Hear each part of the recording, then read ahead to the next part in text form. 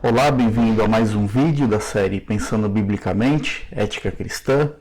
E nesse vídeo de hoje nós vamos dar continuidade ao vídeo anterior, onde nós começamos a falar sobre alguns argumentos bíblicos a favor do homossexualismo e analisamos cada um deles, né? Então hoje nós vamos dar continuidade e vamos apresentar mais alguns outros argumentos que são apresentados a favor, né, do homossexualismo, e vamos fazer a análise desses argumentos também.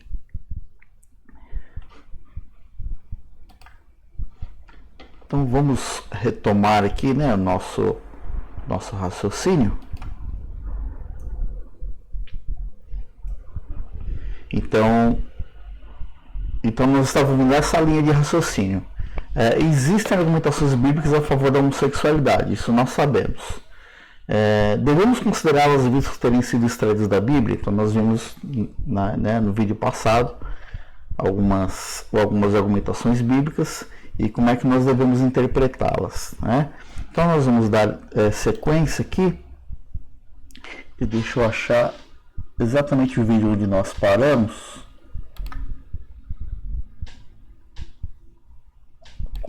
Aqui, vamos continuar a partir desse, né? Então existe essa argumentação de que Davi e Jonatas eram homossexuais por causa de da forma com que a Bíblia relata o relacionamento entre eles, né? Então, só que não há nenhuma indicação nas Escrituras de que Davi e Jonatas eram realmente homossexuais, né? Existem essa menção, né, a respeito do relacionamento deles, como é que eles né, se relacionavam, né? Como é que era o relacionamento afetivo entre eles, mas não passa disso, né? Não existe nenhuma indicação de que Davi e Jonatas eram homossexuais, muito pelo contrário, né? Os relatos mostram que eles eram heterossexuais. Por exemplo, em 1 Samuel 11, nós temos o relato aqui que Davi sentiu por Batseba, revelando sua heterossexualidade, né? Então, se a gente lê lá 1 Samuel 11, a gente vai ver que Davi envia o seu exército para a batalha e fica, ao invés de acompanhar, né, o seu exército, ele fica no palácio. E aí, ficando no palácio, ele viu uma mulher, né, a esposa de um dos soldados, chamada Batseba, que estava tomando banho. E ele se sentiu atraído por Batseba. E aí, resumindo a história, depois, se você não conhece a história, você pode ler lá. Resumindo a história, ele manda mensagem para que o esposo de Batseba seja colocado na linha de frente para provocar de propósito a sua morte e para que ele pudesse ficar com Batseba, né? E então veja que Davi ele chega até a ser um homicida por causa da sua atração por Batseba, né? Então, revelando que aqui de homossexual não tinha nada. Sem falar também que a Bíblia mostra, as Escrituras Sagradas mostram nos seus relatos que Davi teve muitas mulheres, né? Então a questão aí do relacionamento de Davi com Jonatas, né, quando diz lá, quando eles expressam, né, o seu amor um pelo outro, né, não era um amor, o amor que Davi sentia por Jonatas e Jonatas por Davi não era um amor sexual, né? Era um amor fraternal, um amor de irmãos. Não há nenhuma evidência bíblica, repito, não há nenhuma evidência bíblica que mostre algo diferente disso. Aí alguém pode apelar, mas teve um beijo. Teve um beijo lá em 1 Samuel 20. Verdade, teve um beijo lá.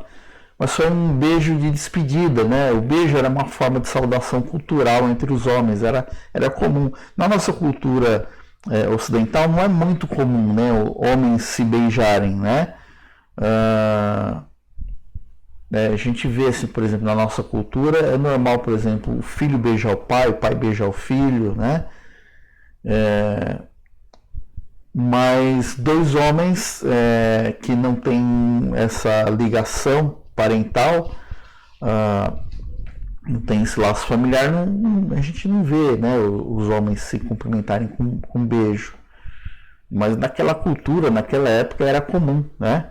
Então o beijo era uma forma de saudação cultural entre os homens daquela época, assim como quando Davi e Jonas se despediram, né, e choraram. Então 1 Samuel 20, 40 e 41 realmente mostra lá que eles se beijaram. Só que o texto diz que eles se beijaram, choraram e se despediram. Choraram por causa da despedida. Então foi um beijo de despedida, tá? Um beijo comum que se dava entre os homens, né? E por último, que a gente tem que considerar aqui a respeito dessa argumentação é que ambos mantinham relacionamentos heterossexuais no casamento, né? Davi teve filhos e Jonatas também teve um filho, né? Então eles tinham relacionamentos heterossexuais, né? Então não há nenhuma base para sustentar que Davi e Jonatas eram homossexuais. Um outro argumento também é esse: não deve existir nenhum tipo de constrangimento sexual entre adultos que consentem com a prática. Então, em outras palavras, mas se há consentimento, qual o problema, né? As pessoas pensam assim, mas se há consentimento das duas partes,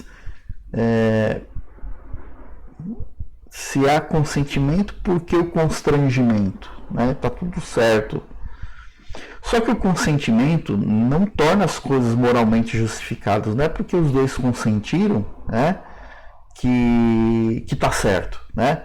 O Norman Geisler até cita um exemplo no livro dele, que, por exemplo, ele dá o seguinte exemplo: se duas pessoas consentirem em roubar um banco, é só porque consentiram, está certo, né?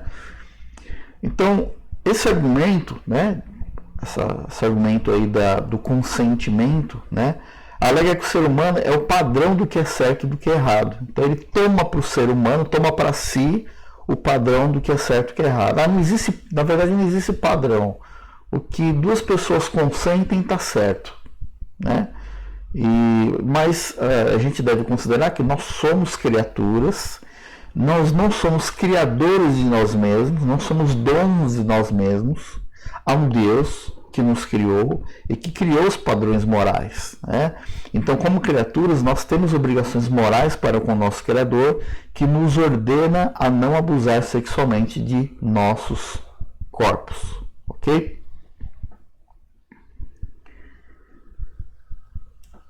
Então, dando sequência aqui. Outro argumento também é o seguinte: o direito à privacidade protege a homossexualidade. O que eu faço entre quatro paredes, né? Não diz respeito a mais ninguém, né? Só que o direito à privacidade não é direito à imoralidade, não tem nada a ver uma coisa com a outra, né? Por exemplo, não temos o direito de estuprar ou matar alguém em nossa privacidade. Não é porque nós estamos fazendo entre quatro paredes que está certo, né?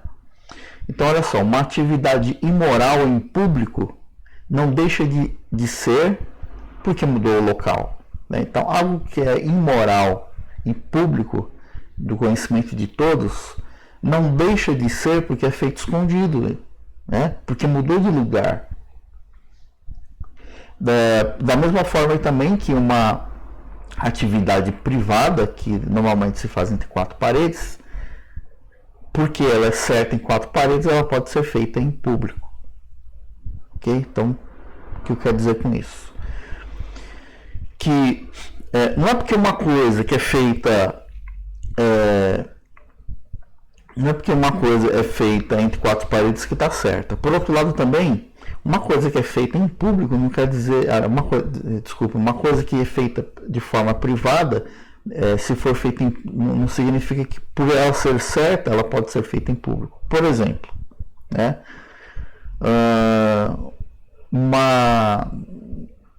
Certas carícias entre um casal heterossexual que se faz em privado, não é porque é certo, não é porque é moral que ele pode ser feito em público. Em público vai constranger as pessoas, né? Aqui eu volto para a homossexualidade, né? Então, por exemplo, agora voltando, né, para a questão homossexual, né? Então, não é porque também não estou dizendo que é certo, mas as pessoas a gente vê os casais homossexuais eles se beijando em público com uma forma de provocação. Então, assim como o beijo heterossexual, as carícias, certas manifestações heterossexuais, elas constrangem quando são levadas a público, homossexuais também, tá certo? Os homossexuais também têm direitos civis, né? Tá, vamos com calma aí, né? Os homossexuais têm direitos como cidadãos. Direitos são dados a cidadãos. Direitos não são dados a preto, branco, homossexual, heterossexual, né? Então, direitos são dados a cidadãos. Todos os cidadãos são iguais. Então, os homossexuais não têm, eles têm direitos como cidadãos, eles não têm direitos homossexuais, eles têm direitos como cidadãos, como outros qualquer. A lei civil não deveria encorajar nada que é moralmente errado, né? Repito, a lei civil não deveria encorajar nada que é moralmente errado, né? Quando a prática homossexual interfere nos direitos dos outros, seus direitos como cidadãos podem ser revogados, ou seja, a pessoa pode ser presa, né? Então, os homossexuais têm direitos como cidadãos, tá? Não existe direito homossexual, ok?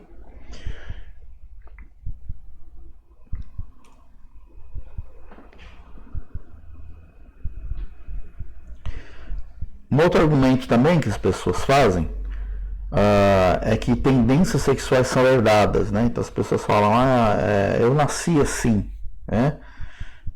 Não existe evidência científica que apoie o argumento de que tendências homossexuais são genéticas, são herdadas geneticamente. E mesmo que houvesse, isso não torna o ato justificável, né? Então, por exemplo, se há uma doença genética que é passada de pai para filho, né? Aquilo tem que ser, aquilo não é normal, aquilo tem que ser tratado, né? Aquilo tem que ser cuidado de alguma forma, né? Então, por exemplo, alguém nasce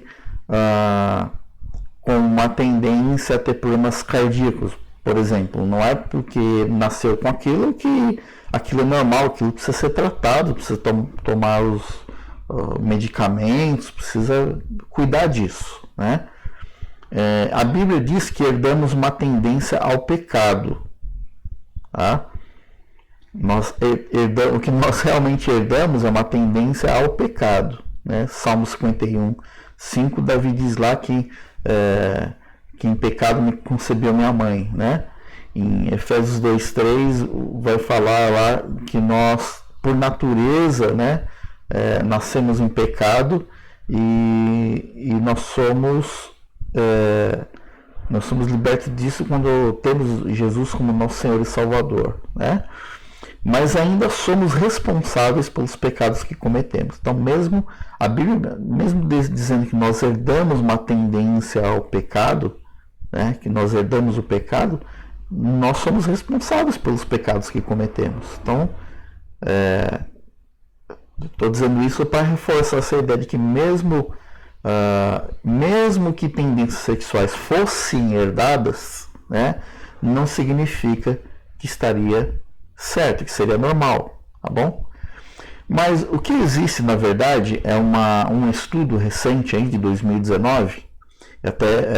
Eu até entrei aí, procurei na internet uma notícia da época, e tem aí, eu colei aí, né, do El País, diz: maior estudo da história não encontra relação determinante entre genes e comportamento sexual, né?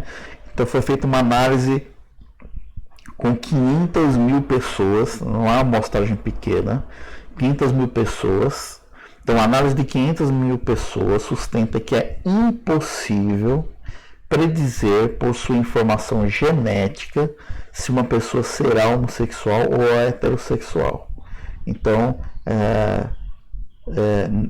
não existe evidência científica, tá, de que alguém nasce homossexual, e mesmo que houvesse, também não é motivo para se considerar isso normal.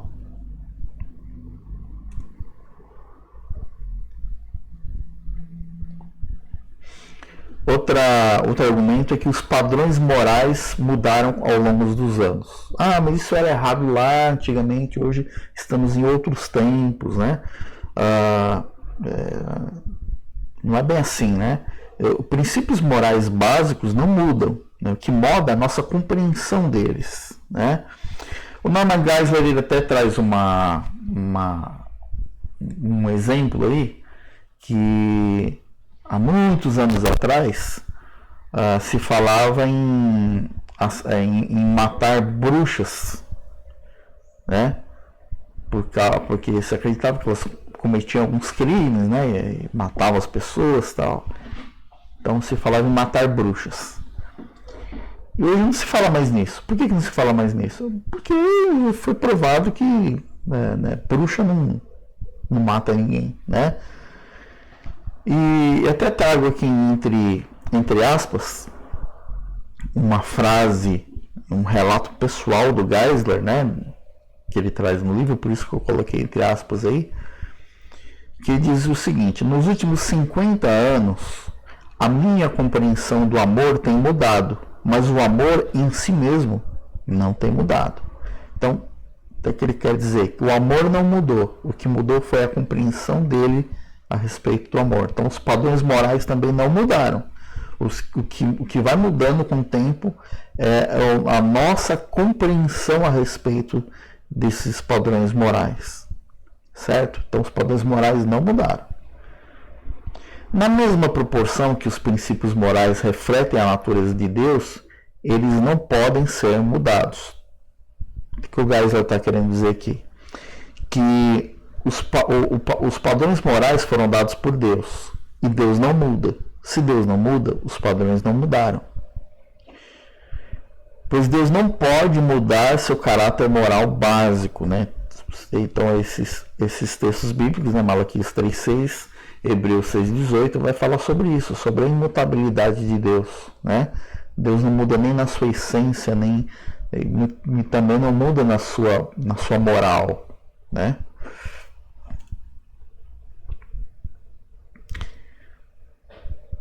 Outro argumento também é o seguinte: olha os animais, né? Os animais, eles têm relações homossexuais, né? É natureza.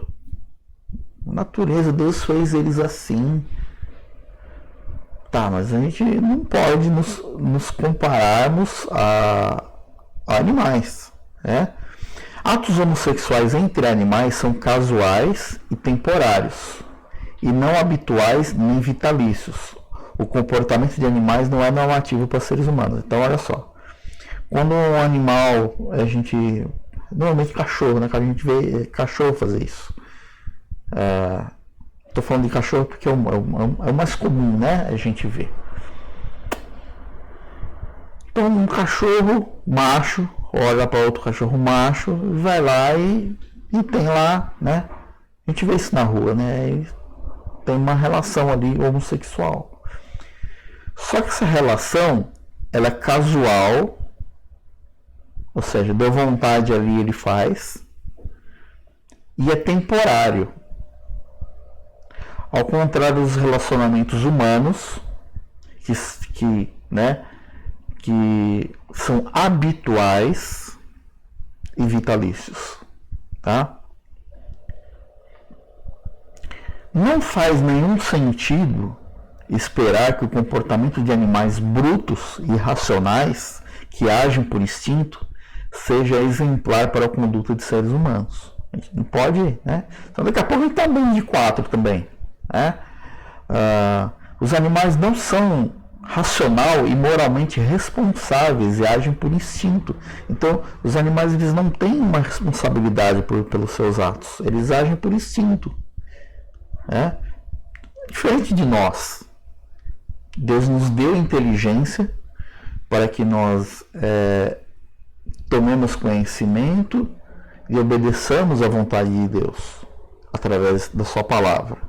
Certo? É diferente dos animais, não dá para comparar. Os seres humanos, por outro lado, são criados à imagem de Deus, está lá em Gênesis, né? O homem foi feito à imagem de Deus. O homem, quando eu falo homem, o ser humano. E são responsáveis por agir como Deus age, e não como os animais agem. Né? Deus nos fez a sua imagem e semelhança, para seguirmos o padrão moral de Deus, e como eu já disse, nos deu inteligência para agirmos conforme esses padrões. Tá? Então, não podemos nos comparar a animais.